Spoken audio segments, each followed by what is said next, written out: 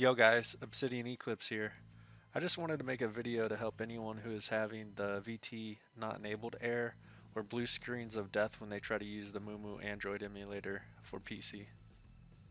For those of you who don't know what the Mumu app does, it's a great way to use Android apps on your PC with the mouse and keyboard.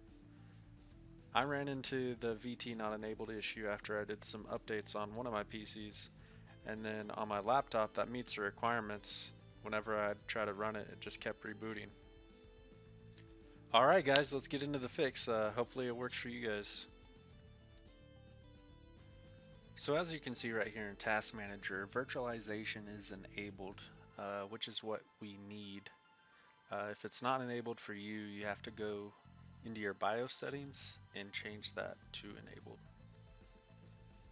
Another common thing that gives a lot of people problems is under Windows features, if any of the Hyper-V settings are turned on, it'll give Mumu issues, but as you can see, all my settings are turned off. Everything looks good, but let's go ahead and try to run the app.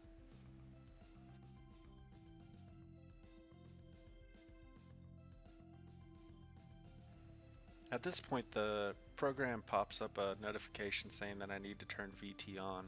If I click solve, it just takes me to the website telling me that I need to turn it on in the BIOS, but it's already turned on in the BIOS. On my other computer, as soon as it hits this part, it just restarts the computer completely.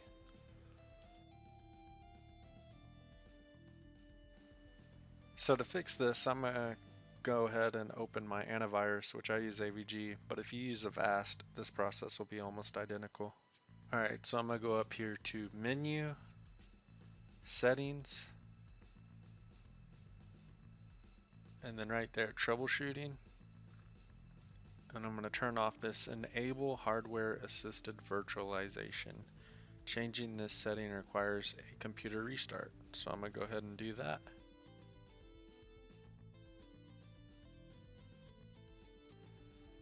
Alright, I'm back after my computer restarted.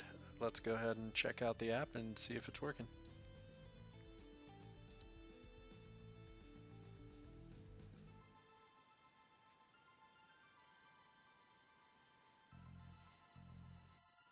Boom, look at that, working perfectly.